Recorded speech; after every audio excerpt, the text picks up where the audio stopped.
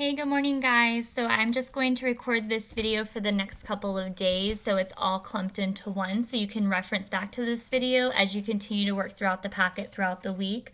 I just wanted to explain the morning work in a little bit more detail, and I thought maybe instead of pushing out a bunch of videos to you, I'd push out just one long video. All right, so today you're going to be working on day 2. You're going to be reading Animal Dentist on pages 6 and 7 again. Miss Pelayo is our first grade teacher at Castle, and she's actually recorded herself reading these stories, and so I'll push those out to you guys, as well as the other story, Double Trouble, that you'll be reading on days 3 and 4. You need to write a key detail from the text, and you'll write in the sentence frame a key detail from the text is blank and finish that sentence frame. For the writing today, you're going to continue to work on your narrative writing. Tell about a time that you went to the dentist, and today you're specifically working on your flow map, writing your topic, your first and your next sentence. Some of your students might want to complete their then, finally, and closing sentence, and that's okay. If you just want to do half what you're expected to do today, that's okay. So remember, you're using your circle map as a reference tool as you complete your flow map. So I'm going to put this up to the screen so you guys can pause it right now so you can get a good image of what it should look like. So your topic sentence is going to say, let me tell you about a time I went to the, and you'll write dentist here. You'll write first and what you did first when you went to the dentist, next and what you did next, and you can stop today if that's where your student wants to stop, or you can continue to go on, then finally, and then your closing sentence, that's the time I went to the blank. Don't forget that when you're done with your flow map, your students need to transfer their ideas to their brown paper, and that would be, I believe, on Monday. I'm starting to get my days mixed up here. So just remember to keep all of your circle map, your flow map, and your brown paper in the packet organized together. Don't undo the staples because it's going to be really tricky to make sure that you're getting credit for the activities if you're missing pages here and there. You'll work on one page of math facts, and then you're going to work on your Go Math pages 81 and 82. And I'm just going to go through all of the math for the rest of the week. Like I said, you can reference back to this one video as you complete each of the pages. So we already did those pages. So here is page 81, which would be day 2. And it says, use cues, which your student probably doesn't have, to show all the ways to take apart 5. Color and draw to show your work. And this is where I want you to kind of make sure that you're referencing this video and your child isn't watching, because I'm going to show you the answers to what your child is going to be doing. So remember that you're always reading the text down at the bottom by the red apple, and it says, Jada has 5 grapes, and there's 5 counters here. What are all the ways that she can share the grapes with her sister? And so if Jada has 5, I don't know if you can see the colors, they're not very bright on here, but I have some of the counters is pink and some of them is green. So one of the ways Jada can share her grapes is she can keep 4 for herself, and then I use a different color to indicate what she'll give to her sister, and she'll give her sister 1 green grape. Then another way that Jada could have shared her grapes is she could have 3 for herself, give 2 to her sister. And then I just kept on going. She kept 2 for herself, gave 3 to her sister, kept 1, gave 4, or she could have gave all of them to her sister, or the last way she could have just kept all the grapes and not shared any with her sister. Then as you go to the next page, we're talking about 9 grapes now. What are all the ways that she can share the grapes with her sister? Same thing, but now you're working with a different number. And you're just going to follow the examples that they already have for you on numbers 3 and 4. And usually what I do with students is I keep it as a pattern. So as you can see in the example up here, she gave 1 to her sister. She started with 9. She took away 1. She's left with 8. Then she gave 2 away. Then she gave 3 away. And you can keep that same pattern so that they start to build those understandings of patterns within numbers. For the next day, when you get to page 83, same thing, but now there's no example, but you're going to follow the similar format that you had just completed the day before. The next page, James has 10 books. He shares them with his sister. Draw one way he can share the books. So any way that you choose. Hannah has 7 shells. She shares them with Emily. Draw 2 ways she can share the shells. Just read this with your student. Make sure that you are identifying all the ways to take apart the number 8. Then page 85. This gets a little bit different, and so I wanted to show you a couple ways that your student might be completing this page, which is page 85. So it says, draw a picture to show the problem, and then write the subtraction problem 2 different ways. So, remember, you're reading the red apple. There are 5 birds in a tree.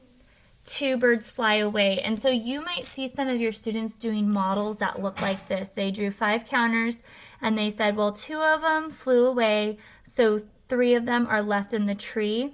And that's perfectly okay to show what their thinking is.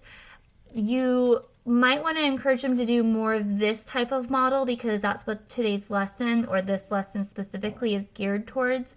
So if I were reading this problem to the students, Steve has 6 crowns, so I drew 6 counters, and then he gives 4 to Matt. So if I'm giving away, I'm subtracting, and one of the ways that we model subtracting is crossing out. They can do an X, they can do a slash, and then they're writing the ways or the subtraction sentence that match their problem. And as you can see, this is just an extension. That's why crossing them out might be better. They can circle the entire part they're taking away, or just do it one at a time like I showed you on the previous page. We kind of have some math facts style type activities here, but they're more subtraction. Number 23, explain how the picture shows subtraction, and your students should be saying that because they're crossing out some of the images, that means you're taking those away, so that's how it shows subtraction, or something along those terms, as long as they can explain it. The last page, draw a picture to show subtraction, write the subtraction problem to match the picture. So this is where they get to choose any, this is, by the way, page 88. They get to choose a picture. It's not dictated to them, so there's no directions. You don't have to read anything. It's their choice, but their subtraction sentence has to match what they've modeled over here. Number 25, write the number sentence, which is this guy right here. 10 ducks are in the pond. All the ducks fly away. How many ducks are still in the pond? And number 26, it was kind of tricky. I had to think about this one myself, so your students might need a little bit more support. Write all of the subtraction sentences that can tell the story, tell how you know. So it says Max has 6 carrots, so I know he's starting with 6. He eats more than 1 carrot, so I know I can't just take away 1. It has to be more than 1, which could include numbers like 2, 3, or maybe possibly 4. And he has more than 1 carrot left. So whatever my answer is to the subtraction sentence, it can't be 1. It has to be more than 1, which could include numbers like 2, 3, 4, 5, not 5, because that would be less than 1. So how many carrots are there left? So I wrote one of them, 6 minus 2 equals, and I didn't finish it, because if your child was watching right now, I didn't want to give them the answer, but they need to solve it as well as find all the other subtraction sentences that could possibly match the riddle. And then I wanted to go into detail on the morning work today, and then like I said, you can reference back to this one long video and use it as a resource until you're done with this packet here. So here we are in the morning work. I'm not going to go over each one in detail. Number 3, I'm looking for the word place. Number 4, they need to finish the word face. Number 5, find the high frequency word. Number 6, the 2 mouse have a wedge of cheese. So when I have 2 mouse, I wouldn't say 2 mouse. There's another word that I would use, so I underlined it as a mistake. And then wedge. We haven't done this in a while, and so it might be just a good refresher to remind your students that there's 3 letters that make the J sound. It's called the soft G, and then they can go ahead and write the word correctly. So altogether, there's 4 mistakes in this sentence. And remember, have them use their best handwriting or best penmanship as they write these sentences. Number 7, they need to make tally marks.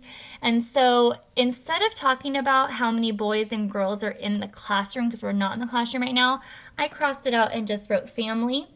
And then I separated my little tally chart into girls and boys. And then what your students need to remember, and they might need a reminder from you guys, is that, let me grab my little board here. Anytime that you're making a tally graph, unless you have a really big family at home, but anytime they're doing tallies, they should mark their lines like this. So if there's 5 girls in my family, if there were, I would do something like this. 1 tally, 2, 3, 4, and then on the 5th one, remember they need to go diagonal like that. And then if there's more than 5, then they need to put a space between their group of 5 here so they don't get confused. So in this case, I would just go right underneath it and continue to tally. For number 8, they need to make a tally graph showing how many windows or doors are in their house, not in their classroom. I changed that. So at the top of their tally graph, doors, windows, and then writing their numbers to 120. For the next activity or the next day, they're finding the correct complete sentence. Number 3, I want them to find the word space. This would be a cage, high frequency word that goes in the blank spot. This one had some tricky ideas in it, so I went ahead and just gave them the answer, which sometimes I'll do. It says, me and Jim had a big race to the top. Instead of, whenever we have 2 people, me and another person in a sentence, it's always polite to let the other person's name go first. So instead of me and Jim, it would be Jim and I. And so I just went ahead and gave that to them, and you can give that to them as well. But the word race is not spelled correctly. And there's another mistake. So altogether, after I made that correction at the beginning, there's 2 more mistakes. I hope they can find it. That's one of them. Number 7, they're making a tally graph showing the data for how many different green and how many different blue crowns they have. So labeling the top of their tally chart, green and blue, and then marking their tally marks. Remember to cross or do the diagonal tally mark on the 5th one always. How many males and females are living in your house? They'll probably need to be reminded about what a male is and what is a female. For the next day, I'm looking for the word wedge. These are mice. This one's just a high frequency word. Number 6, they went to space to visit the planet. There's 3 mistakes in this sentence. This should be fairly easy. And then they're making a tally graph for how many eyes and how many fingers they have. They're just counting on their own body. Remember to do the diagonal on the 5th one. And then they're also going to make a tally graph for how many friends they have whose names begin with a J or an A. And the very last morning work. Number 3, they're finding the word face. This is space, high frequency word. Number 6, the 6th page has a rip on it. Only 2 mistakes for today. And then they also need to make a tally graph of how many adults versus how many children are in the room, adults versus children.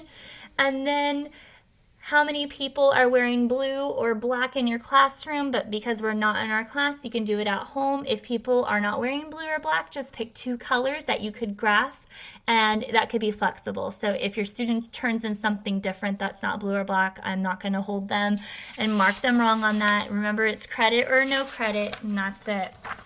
So I hope that explains some of the expectations around the math and the morning work a little bit more in detail, so I'm not posting so many videos per day, and you're getting it in one long video, and hopefully I can continue to do that throughout the rest of the other packets that we have. And I hope you guys got the message from Parent Squared that school has now been suspended until May 5th.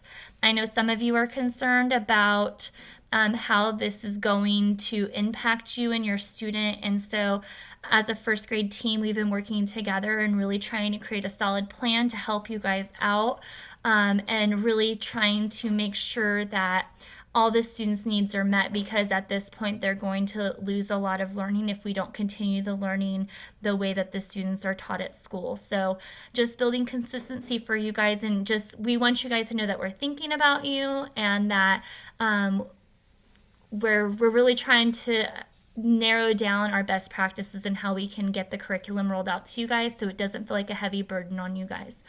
All right, let me know if you have any questions, and I'll see you guys later. Bye.